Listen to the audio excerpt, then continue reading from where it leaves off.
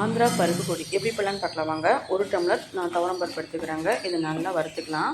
வெறும் கடாயில் நல்லா அந்த மாதிரி வறுத்துக்கலாம். கலர் சேஞ்ச் ஆகிற வரைக்கும் நல்லா வறுத்தாச்சு. அதுக்கப்புறம் அதே அளவில் பாசிப்பருப்பு அதையும் போட்டு கலர் மாறுற வரைக்கும் நல்லா வறுத்துக்கலாம். நல்ல ஸ்மெல் வரும். இதை நம்ம வறுக்கவே நல்ல ஸ்மெல் வரும்.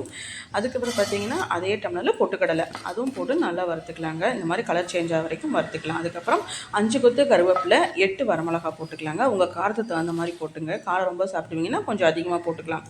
அதையும் நல்லா வறுத்தாச்சு. ஃபைனலாக பெருங்காயத்தூளும் கல்லுப்பும் போட்டு ரெண்டையுமே நல்லா வறுத்து எடுத்துக்கலாம்.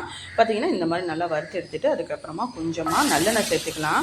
ஒரு 2-3 டீஸ்பூன் நல்லெண்ணெய் சேர்த்துட்டு ஒரு 20 பல்லு பூண்டை நல்லா தட்டி சேர்த்துக்கிறேன். தட்டி சேர்த்து அதையுமே எண்ணெயில் போட்டு நல்லா வறுத்து எடுத்துக்கலாங்க. வறுத்து எடுத்துகிட்டு நல்லா ஆற வச்சதுக்கப்புறமா ஃபஸ்ட்டு இந்த துவரம் பருப்பு பாசிப்பருப்புலாம் நம்ம அரைச்சிக்கலாம். அதுக்கப்புறம் அதே மிக்ஸி ஜாரில் ஃபைனலாக பூண்டையும் போட்டு நம்ம அரைச்சி நல்லா பவுட்ரு பண்ணிவிட்டு இந்த மாதிரி நல்லா ஃபைன் பவுடரை அரைச்சி எடுத்துக்கலாங்க.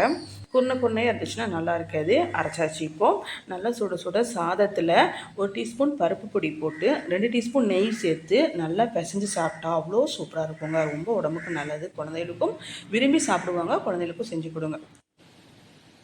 வீடியோ பிடிச்சா லைக் பண்ணுங்கள், ஷேர் பண்ணுங்கள், மறக்காமல் ஃபாலோ பண்ணுங்கள், சப்ஸ்கிரைப் பண்ணுங்கள். தேங்க்ஸ் ஃபார் வாட்சிங்.